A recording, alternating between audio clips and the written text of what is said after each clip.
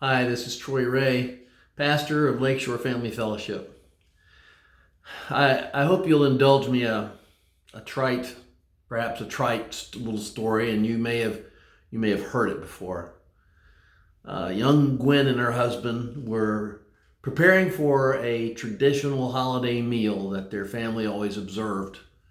And this particular year, Gwen, having achieved her own independence in life, was going to be preparing the entire meal.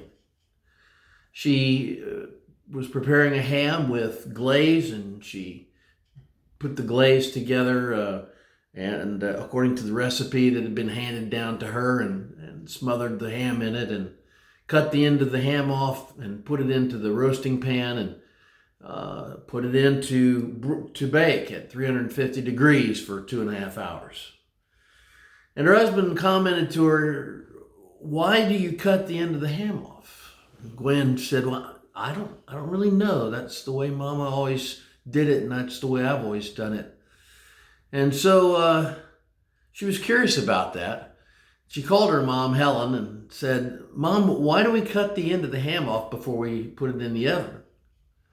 And she said, "Well, I'm not real sure. Let me ask my mom." And so Helen called her mom, Gwen's grandmother, Jacqueline, and Helen said, "Why do we cut the end of the ham off of the ham before we cook it?"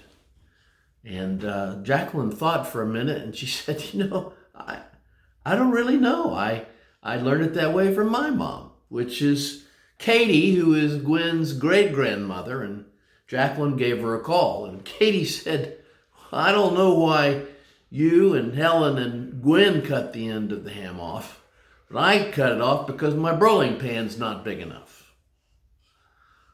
Well, I know it sounds kind of farcical, but it illustrates a reality in life that a lot of people experience, and that is that we believe things and we do things that we really don't fully understand. I think in the way that we approach our faith, sometimes that's true. Now, my observation is this: when someone comes to faith in Christ who knows very little about Christ, and this whole decision, change of life, is kind of a critical event, a crisis event. They start this exploration out of a relationship that's developing between them and God. And so when they begin learning about their faith, they learn with the basis of a relationship. Others of us have a different experience. It's not a wrong experience, it's just a different one. And that is that we were raised in the faith. We grew up in church, you might say. We grew up going to church and picking things up as we go along. Some of us were raised in families where faith in Christ was a central part of that family. And so we developed an understanding by observing how our parents and other family members practiced faith.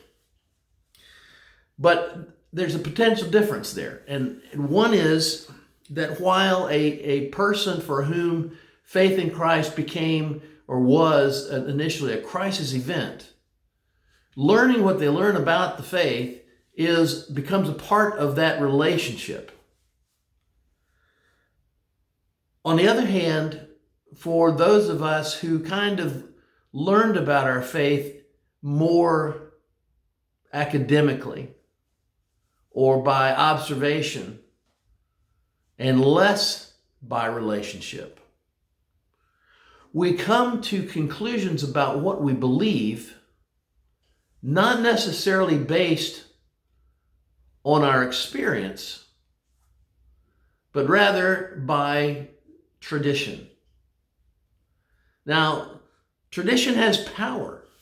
If you want to see how much power tradition has, walk into church on Sunday morning when we're all back together again and sit in the place where somebody has been sitting for years.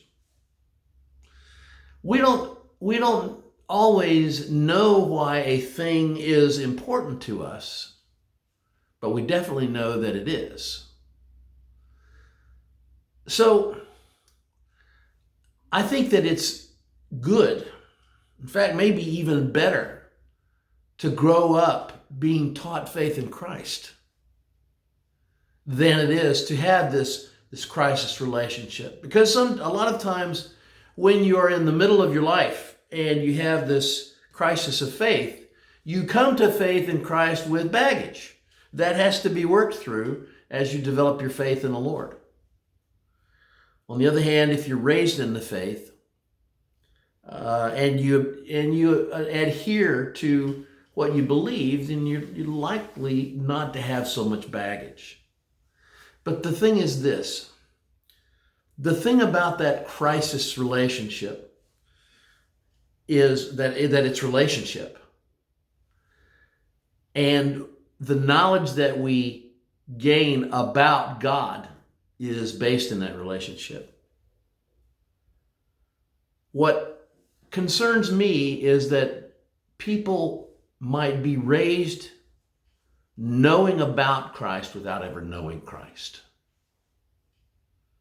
without ever placing their faith in Him, without ever giving their life over to Him.